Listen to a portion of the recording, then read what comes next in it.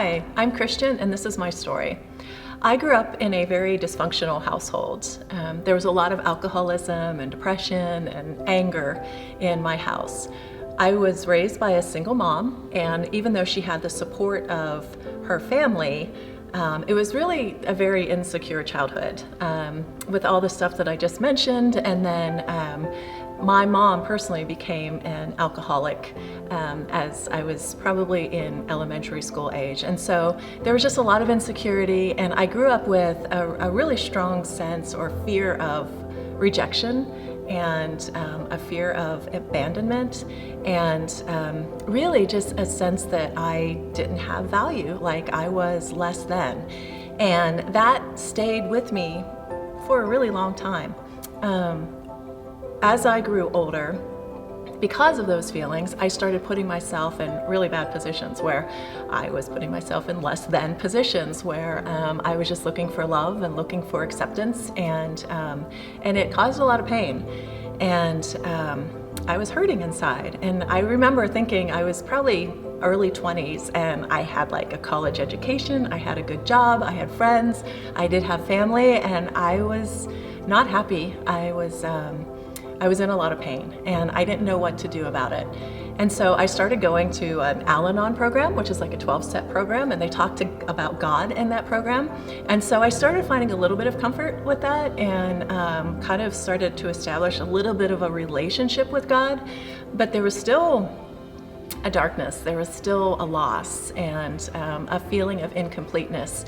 And then finally, in my mid-20s, I moved to a new city, I had a new job, and someone at work started to witness to me and tell me about not just God, but started talking to me about Jesus.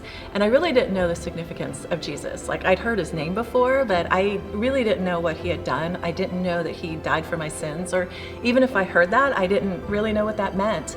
And so this person gave me a Bible and told me where to start reading, and then took me to church.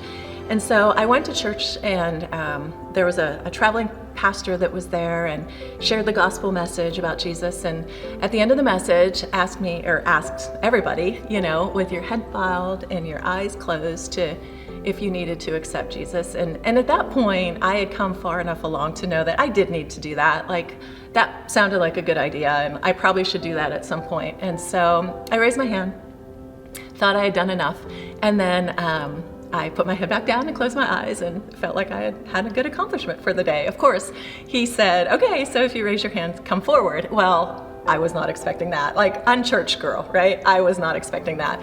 And so I looked at him, and he looked right back at me, and he said, come on, ma'am. And I was pretty freaked out. Honestly, I would have left. If I had driven to church that day, I felt so put on the spot and so uncomfortable that I probably would have walked out the door. But the Lord knew that, and I didn't drive that day. So I walked up to the front, and I accepted Christ as my Savior. And it was the best decision that I had ever made. He brought both immediate healing and long-term healing. And so within a week, he just started touching my heart and showing me that this makes me cry every time, that he loved me as his child, and he accepted me as his child, and he wanted me. Even when I felt like I wasn't lovable or I wasn't worth anything, he showed me that I was. And then in the long term, he just walked with me and started healing all the bumps and bruises and hurts of the past, and bringing me to a point where I could accept I'm the child of the Lord, and he loves me, and I deserve certain things. And so he ended up bringing me a wonderful man and my husband. He ended up giving me 2 incredible children, and he's allowed us to serve in ministry and to share this message with others. And they call the song Amazing Grace, and every single day I feel that in my life. God's grace is truly amazing.